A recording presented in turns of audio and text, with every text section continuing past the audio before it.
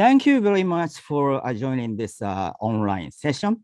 For those of you who don't know me, I am Max Ninomiya, a 1998 alum of the Anderson School at UCLA.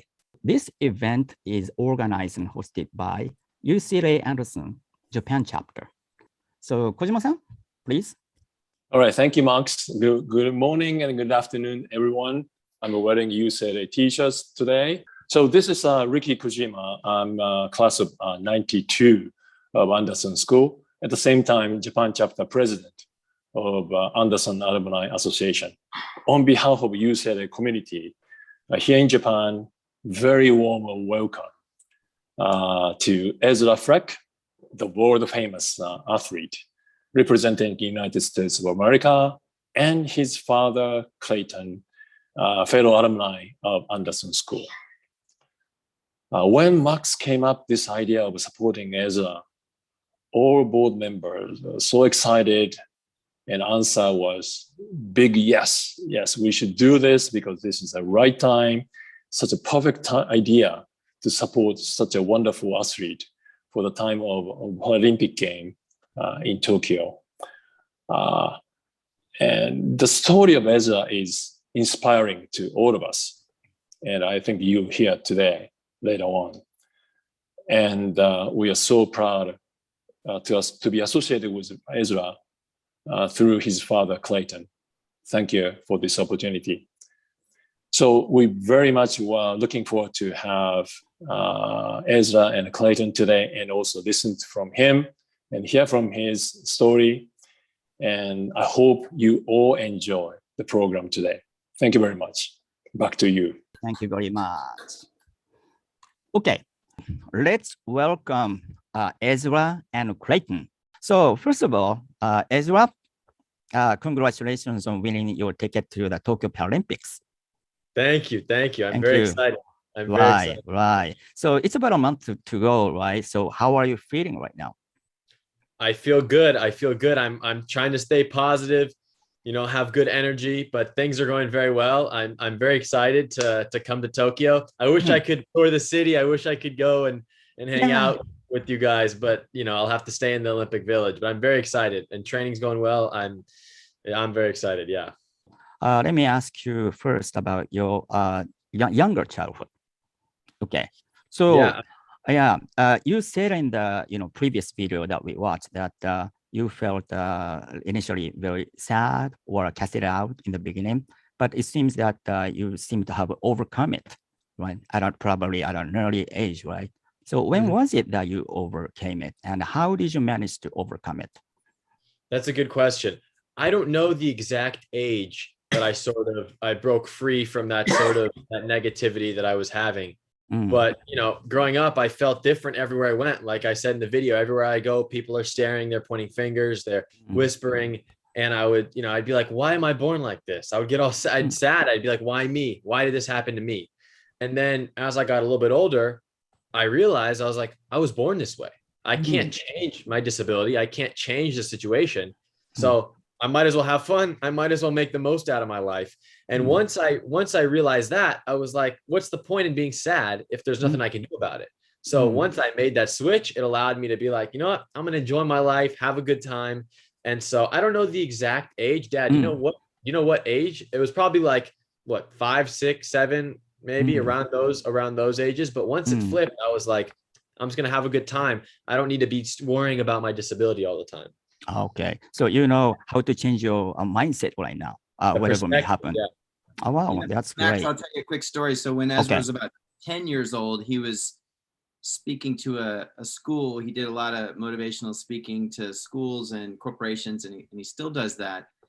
And a little kid at the school asked him if he could change, and have his leg and his hand and have, a normal body, would he do it? And he's only 10, so he's 4th grade or something, and he thought a lot about it. He did a big circle around the stage, and then he said, no, I wouldn't change it because I love my life. So he probably was starting that mindset earlier, but I feel like that was a culmination. That was a day in my mind where he really accepted himself and decided, he was going to, live his life to the fullest and not live in, some other sad place. Ezra, so you have loved sports since a younger days, right? And maybe sports may have changed your life. So, what sports have you played so far, or have you done so far? When I was growing up, I did every sport, whatever was in season: basketball, soccer, football, whatever it was, whatever my friends were playing, I was playing too. And then as I got older, I started focusing. I played a lot of basketball, and then I fell in love with track and field. And now track and field's the only thing that I do. But growing up, I did everything: basketball, soccer, football, tennis. I did karate for a little bit. Whatever sport it was, I was playing. But now only track and field. You started focusing on it at the age of 8 or so? Yeah, I went to my first track meet when I was 8 years old. I think what would you say, that I really started focusing on track when I was 11 years old. Okay. Yeah. Tell that story, because that's a good story. I'll tell that story.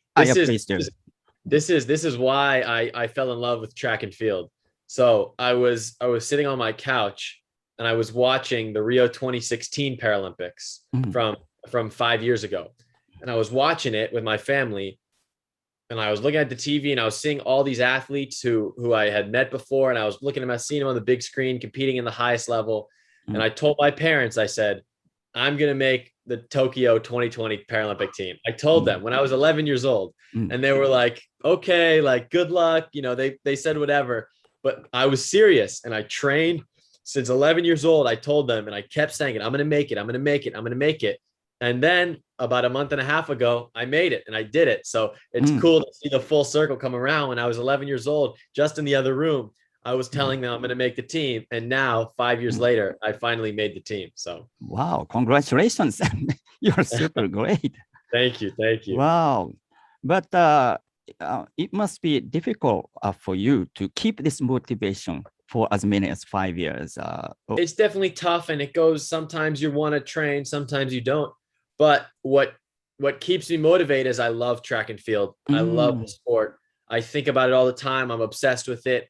So it sometimes was hard, but I was never like a burden. It never felt like, oh, I have to go. I was like excited, like, let's go. I'm going to train. I'm going to have I wanted it so bad. I wanted that goal, make the team so bad. And then now the goal has become a reality. So, yeah, congratulations. And Max, really, there was, in that 5 year span, the first 3 years of that 5 year span, he was still doing other sports. He was still playing basketball. I made him do the swim team for a couple of years just to have a different type of workout. But he's been really focused for maybe 2+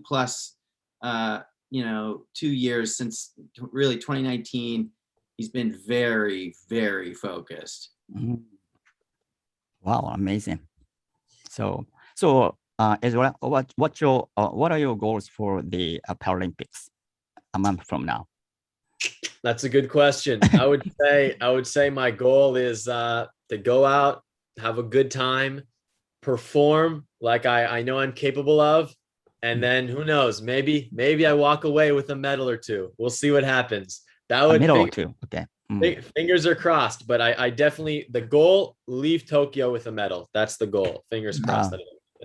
Okay, so you're going to participate in 3 categories, right? High jump, long jump, and 100-meter.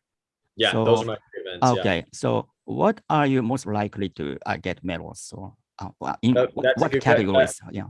The event that I'm most likely to get the medal is high jump. High jump. Okay. That's the best chance that I have. High jump, and then I think long jump second best, and then the 100-meter. I'll just go out there and have a good time. I don't know if I'll get a medal in there. We'll see. You never know. You never know at these types of competitions, because it's just one moment. Some people could choke, not have a good day. I could perform very well. So it all depends. But high jump, I think, is my best chance. Okay, thank you very much. So I think some people may be waiting to ask questions. So I have a question. Okay. Yeah. So this is David Nichols. I'm Anderson, class of '92, with the chair, with Kojima-san. So I was interested in your video. You talked about doing sports is something that you can't do all your life, but you're setting up a foundation for to perpetuate your legacy. So after the Olympics, what are your plans? What how do you see your life going? That's a great question. Yeah, my family and I, we started a nonprofit to provide sports opportunities for people with physical disabilities, like myself, like a lot of people in the Paralympic community. And after the Paralympics, after I retire, I don't know what I know I want to do something around sports, something athletic, because it's in my blood. I love to compete. So I don't know. I'll definitely help out with our nonprofit. I don't know. That's a good question. I haven't thought of it too much, but it's definitely something. I don't know. It's a tough question, but definitely I want to help out with our nonprofit. Probably something revolving around sports. No, I'm sure you're completely focused on the event, and I hope I didn't mess up your mind that way. No, you're totally fine. No, you didn't mess up my mindset at all. Don't worry about it. It was a great question. So, any other question? Max, I have a question. I'm Tsuyoshi. Okay. So I'm an UCLA undergrad graduate, as well as a UCLA Anderson graduate of 2006. So I have a simple question for Ezra. Can you give us like a typical day of training, how you go about training for all of your different sports here and for specifically right now? Yeah, for sure. Yeah, no, I'm for sure. I'll give you today, for example, because during the summer, it's a lot easier to train than it is during the school year when I have to go to school from 8 to 3 and then have homework and lots of other obligations. So it's tough. It's tough during the school year to find time. But during the summer, today, for example, I had training from 8 a.m. to 10 a.m. in the morning. And then I went to physical therapy at 11:30 to 12:30. I came back home. I recovered. I use like these certain things that help my legs recover. My leg recover because I only have one leg, but it helped use it recover. And then I went back to the track at 3 o'clock for another training session from 3 to 5. Came back, recovered some more, and then just hopped on the Zoom right now.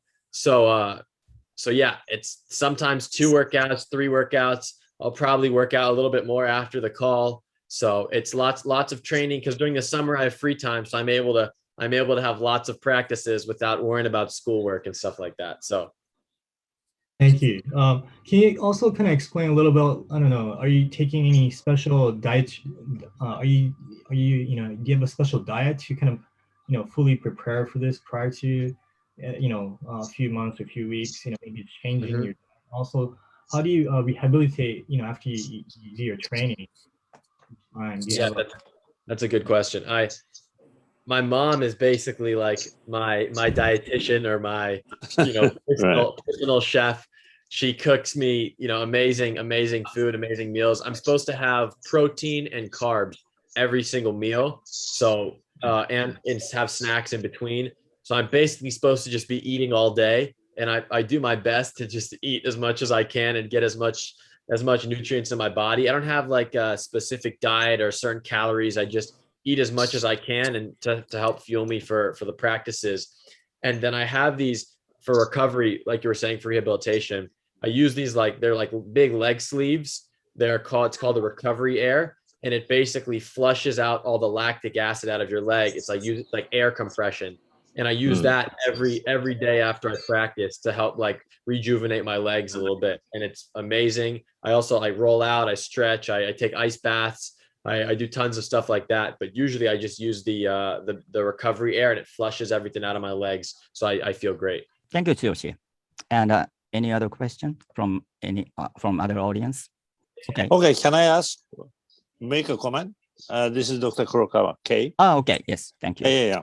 I just review I just watched some of your video and I was very impressed and inspiration and family support. But I think your determination is so fun. I think that I'm very impressed by that kind of moment. I think you really made you change from that moment, and I'm very impressed. But also, I think your dad, I think, created some sort of sports thing. Become, that's maybe like California, but I think your family has been really making this is change-making things. And I'm very impressed by some of your videos and those stories. Thank you. I appreciate that. Thank you. Yeah. Thank you very much. You're right. My parents are amazing. You're Yeah. right. My parents are Amazing, right? So thank you, Kurokawa Sensei. Okay, so any other comment? May I ask a question? Yes, please do. Go ahead. Ezra-san, thank you for talk. And I have a question. Before your competition game at Olympics or any game, what kind of things do you do? It's natural to be nervous in a major games. So to relax yourself or to concentrate on yourself to make your best record. That's a very good question. I get very nervous sometimes. You know, I can't lie. There's a lot of pressure, a lot on the line. But you know what I do that helps ground me? It helps keep me relaxed and loose, because you know I got to be relaxed if I want to do my best. Is I like to make jokes. I make jokes. I have a good time. I laugh. I smile. I be myself. And if I can be myself and I can be making jokes and having a good time and not being so stressed out and like that, if I'm relaxed, I'm having a good time, I'm talking to people, I'm making jokes, and then when it's ready to go, when it's time for me to compete, I focus and I get ready. But before then, I need to stay relaxed, have a good time, listen to music, relax, you know, talk to my friends. If I'm relaxed and I'm smiling and I'm having a good time, then I will always do very well. So I just be myself. I just relax, have a good time, make jokes. That's how I stay relaxed and not so stressed out and nervous about everything. Well, I'll tell you a quick story. So he's at the World Championships 2 years ago. He's 14 years old. He's a baby against all the men. And they introduce all the athletes and they take the camera right to their face. And a lot of the athletes, you know, give a mean face and, you know, to show how strong they are. Ezra acts like he's holding a basketball, dribbles the basketball, and shoots the basketball. And it was so sweet. I mean, it just was like, it's just him being him. He loves the sport of basketball, and it was fun that he brought it to the World Championships. Yeah, right before my race, they brought the camera around, and I did like a little basketball move, and I did like a shot, because I was like I said, I had to be relaxed, I had to be smiling, having a good time. So that's how I don't worry about all the nerves and stuff. Yeah, your smiles are brilliant, actually. Thank you. Thank you. Any other question or comment? Any question is okay. Well, before this meeting, I confirmed to Clayton that, you can ask a question like whether he has a girlfriend or not, or something like that. Any question is okay. Clayton has a wife. He doesn't have a girlfriend anymore. He has a wife. Okay. My mom. Okay. I don't have a girlfriend though. Okay. I think many fans of you are now relieved to hear that. you know who my girlfriend is? You know, my girlfriend is track and field. She's my girlfriend. That's my girlfriend. Okay. I see. Okay. So the Paralympics is scheduled for Tuesday, August 24th through Sunday, September 5th. And he's going to appear or compete starting on Saturday, August 28th. It's nighttime. And every day until September 1st. But September 1st is actually men's high jump victory ceremony. So, but it's very likely that he's going to get a medal in high jump. So, we are not sure whether we can go watch the game. Where we are keeping fingers crossed. But if we can, if we're allowed to do that, let's go watch him compete at the stadium. So let's cheer Ezra on with 8 clap Ezra version. I'll show you the video first, okay? You'll get that loud "aww," and then clap 1, 2, 3, 4, 5, 6, 7, 8. You clap, clap, clap. C clap, clap, clap. LA. UCLA, fight, fight, fight. So we'll do EZRA instead of UCLA. Okay, so I'll be the caller, the leader. Yeah. Okay, so let's do it all together. Okay. Okay. So everybody, even if you are muted, do it at home. Okay, in front of your PC or device. Okay. Okay. Ah. 1, 2, 3, 4, 5, 6, 7, 8. E. E. Z. Z. R. A. E. Z. R. A. 8, 5, 5. Go, Ezra. Thank you very much. Thank you. I felt the energy. Oh, thank you very much. Thank you. Yeah. So Yeah, see you somehow in Tokyo. yeah, Right? we'd like to welcome you to Tokyo. Yeah. Sure. So Clayton and Ezra. So could you give your messages to your Japanese fans here briefly for the last time? No, I just want to say thank you to everyone today. It was my honor to come, and it was a pleasure to speak with all of you guys and have this wonderful conversation. I'm very excited. I'm very excited to come to Tokyo and compete and hopefully win a medal for you guys. But it was a pleasure speaking with you guys. And yeah, this is an awesome conversation. I appreciate the fight. I appreciate the 8 clap. I feel the energy. I'll take that energy with me into Tokyo. And I'm very excited. I appreciate all your support sincerely. And next year, the World Championships is in Kobe, Japan. So City of Kobe.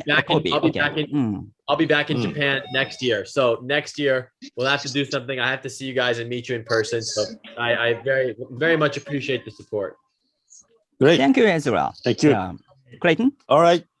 Yeah, same thing. I mean, I'm just grateful for all my new Japanese friends and my old one like Max. And we appreciate the support. And the Tokyo Organizing Committee is saying they will announce on August 16th whether they will allow fans for the Paralympics. And so because we can't send family and friends with him, hopefully you all can get those tickets and come support him on those nights. I'll be there because I get to go because he's a minor. He's under 18, so I get to go. But I don't want to be the only one in the stands. I would hopefully have some Japanese friends cheering him on.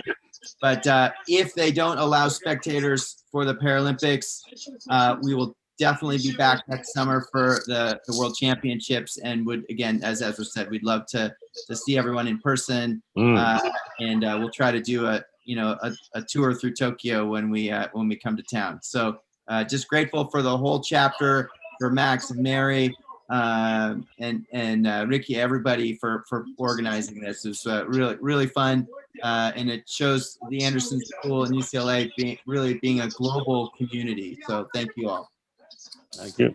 Great. Yeah, thank you, Clayton. And thank you also for this great opportunity to be able to be of much help to you. Let's all root for Ezra in the coming Paralympics. Great. Yes. Thank you guys so much. Thank you very much. Thank you. Thank you. Thank you, everybody. Yes.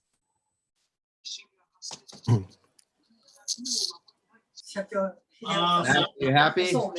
Yeah. Well, for people who are still here, do you want to talk to Clayton and Ezra in person? Maybe we are now fewer people. Lisa-san. Do you mind? Yeah. I think you should talk because. Sorry, I was kind of afraid that you were running time, but do you still have a time, Ezra and Clayton? Yeah. I think it's okay. A little bit. Okay, Clayton. So I'm actually working for Tokyo 2020. So first of all, thank you so much for this opportunity. We have a lot of criticize. We've made lots of mistakes, and still we are not canceling it because of you guys. You guys are doing great. You're our hope, and I just really want to say thank you. And sorry. Finally, it's the opening day came. We couldn't have to cancel the game, and you motivate us. And I'm actually venue manager for Olympic Stadium, so I will be in the stadium for your competition. Wow! So I should be saying thank you to you. I should be saying thank you. It was like thank you. We were having really tough time. So I just wanted to say thank you. No, sincerely, I am so excited. This is so special. This year, because of everything, what we went through, the whole pandemic, COVID, and putting these games together, I have so much respect for you. And I'm so excited. It's like, regardless of if there's people in the stands or not, that doesn't matter. I appreciate you. And thank you so much for putting together a games. And I know it's probably was so hard, but it means a lot to me and all the athletes. We trained our whole lives for this moment. So thank you very much for putting it together like that. I'm glad to hear that. And yeah, we just let you know, we are still trying to make this with the spectators.